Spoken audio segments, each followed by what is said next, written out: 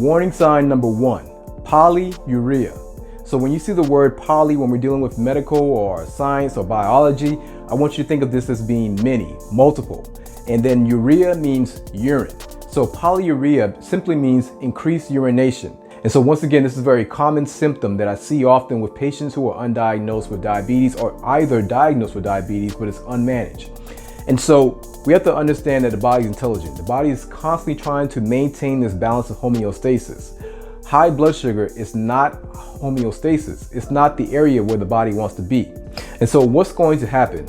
Your body is going to redirect a lot of the blood sugar to your liver so that it can be converted to fat and then shipped out to the fat cells. However, if your blood sugar is extremely high, I'm talking about 180, which is the threshold, your body is going to now redirect that blood glucose to your kidneys in order for it to be filtrated out of the body into the urine to help decrease that glucose.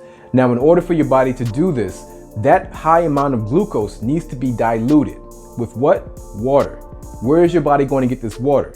Well, because your body is in such an adverse situation, it's now going to have to pull the water from the cells. Now, your body having to utilize the water inside of the cells is a huge problem because those cells, those trillions of cells that we have, they need that water. However, at the time, that high blood sugar is a bigger problem to deal with. And so your body is now going to have to utilize the water inside the cells to dilute that high glucose in order to send it to your kidneys in order for it to be excreted out through urine. And so commonly what happens is when people have high glucose, they find themselves having to go to the bathroom over and over and over and over and over, especially at night. And this is something I really hear a lot from patients. And in addition to that, we can also see that sugar in the urine when we do a urinalysis or when we do a dipstick. And so in other words, when we go to test their urine, we can literally see that there is sugar in the urine by doing the urinalysis or by doing a dipstick. And here's an interesting fact. Back in Kemet or Egypt, this was one of the ways that they would tell if someone was diabetic or not. Now, there weren't many diabetics at all back in that time.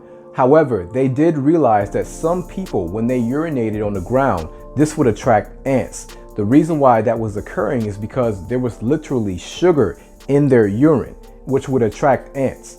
Now, something else very important for us to understand is that your kidneys having to work this hard to filter out that much glucose is very harsh on the kidneys. In fact, doing this over time can cause damage to what they call the nephrons. This is called nephropathy. This is when we start to talk about kidney disease.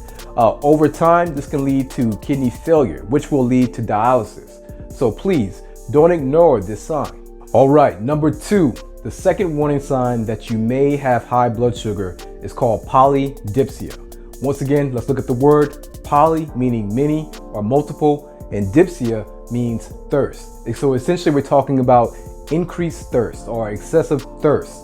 Now, once again, rewind this and look at the first warning sign, which is polyuria. That means increased urination. So because you're going to the restroom a whole lot, guess what? You're losing a lot of fluid. Now, your cells, they need multiple things. We're talking about oxygen, we're talking about nutrients, and also water. They need that water. And so when you have that high glucose, this is forcing the cells to release the water they already have in it.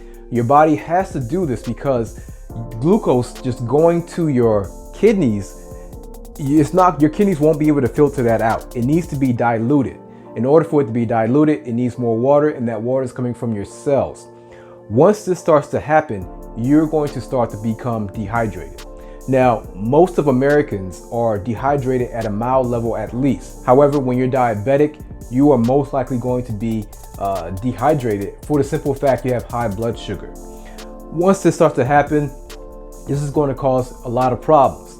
Dehydration itself causes multiple problems, such as fatigue, such as cramps, also headaches. And when your body starts to feel this dehydration, this is going to signal your brain to drink more water. Your body's trying to do this to replenish the water that's being lost at a very rapid rate because you're urinating because the sugar is high.